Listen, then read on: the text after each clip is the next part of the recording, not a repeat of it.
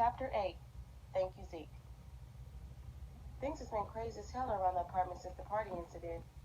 And after being around all my friends and seeing them be happy teenagers again, it just made me want to break free and run. Wherever I was planning to run to, it would have to be far, considering that he knew all my friends on the north side.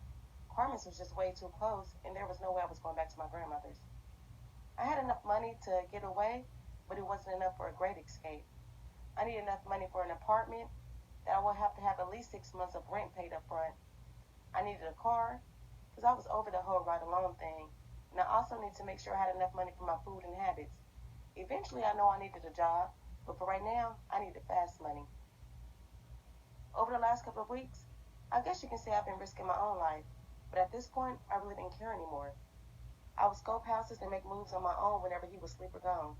And I almost got caught a few times, but thank God for my girl Carmen for always having my back. She would tell John Doe she needed me to watch the kids so I can get away for a little bit. Sometimes she would warn me that John Doe was home and I needed to get back. And if John Doe knew she was protecting me, her and I both would be dead. I was tired of living like this and I wanted out. John Doe took me to a house we scoped out the other day in Bel Air, but I promised him that I would never go back without him, but I knew I was lying right through my teeth. The only problem is that I knew that I would be taking a big risk by going by myself, because it's like, what if there's an alarm? What if there's cameras around the house? I didn't want to go to jail, but at this point, I was ready to risk it all. I waited for a Saturday evening to put my plan into motion. John Doe made it clear he was going to his mom's birthday party that night, and I was supposed to go too. But at the last minute, I forced myself to vomit everywhere. I told John Doe I was sick and needed to rest.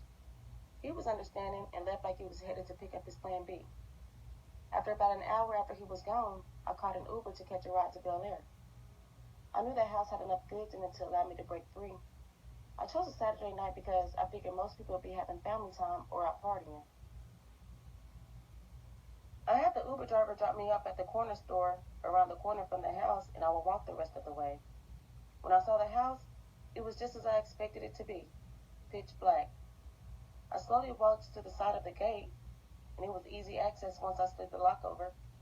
The backyard was huge with a beautiful patio. I checked the patio door, but it was locked.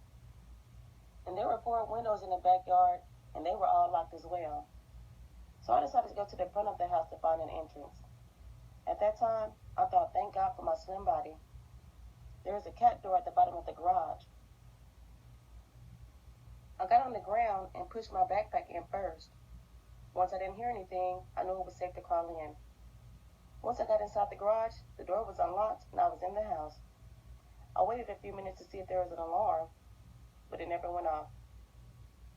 It was completely silent, so I figured the coast was clear.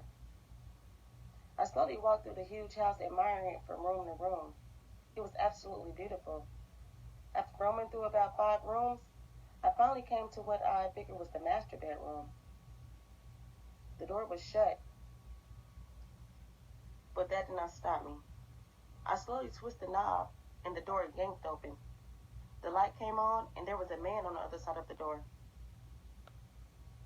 By the time I could think to run, he already had me in the air and slammed me on his bed. He snatched my mask off and had a gun aiming at my head.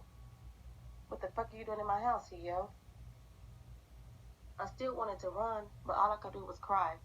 Cry because I got caught, cry because I knew I was going to jail, and cry because I knew John Doe was going to kill me if this man didn't kill me first. "Stop that damn crying. You wasn't crying at first," he yelled.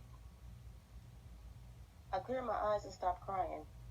When I got a good look at the man, my first thought was, where do I know him from? At that moment, I couldn't think straight. I just wanted to die. Kind of the same way my parents had died. For some reason, I didn't see anger in this man's face, though. I kind of think he was admiring me as I laid across his bed hopelessly. He told me to go to the bathroom and clean myself up. When I came from the bathroom, the man was sitting on the chair beside the bed with a white t-shirt on to cover his muscular body. He was sitting in the chair and told me to have a seat on his bed. He then yells, "So what makes you think you can break into people's houses?" I just needed help, so if you're going to kill me, then just do it. If not, I really need to go, I said. "If you need help, just ask for it. Don't steal. Now get this bag so I can take you home." The man threw the bag at me and grabbed his keys.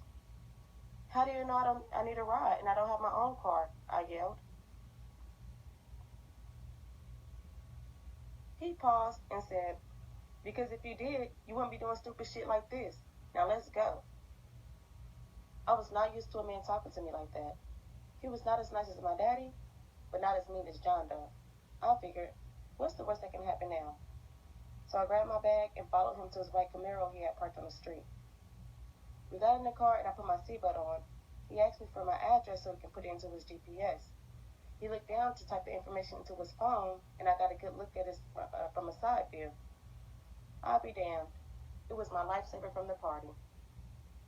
He was with John Doe the night of the party situation. And at this point, I had 1,000 questions running through my head. Was John Doe really trying to set his homeboy up? Or me? Either way, I knew I needed to get back home fast. And I found myself looking at him, thinking, how did I get stuck with the wrong friend? Halfway through the ride, he asked, you okay? Yeah, I'm good. You hungry? No, I'm good.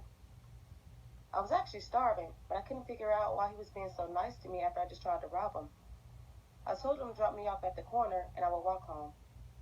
I didn't want to take any chances of John Doe seeing me getting out of the car with another man. So how do you plan on repaying me for not sending you to jail tonight? He asked. I gave him a big smile and said, thank you.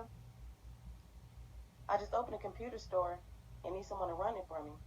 I want you to come interview for the position tomorrow morning at 10 a.m. and we'll be even, he says.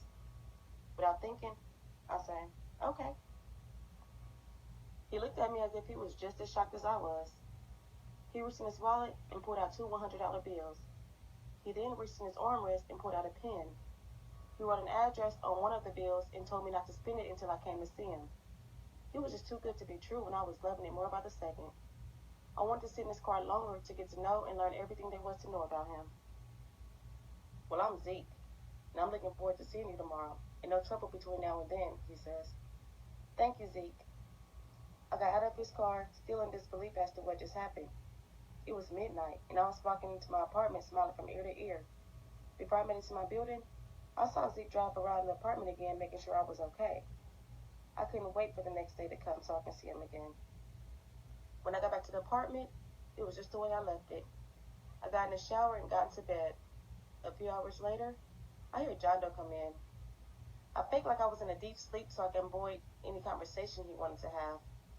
He jumped in the bed and wrapped his arms around me, making sure I felt his hot Crown Royal breath on my neck. So over this bullshit.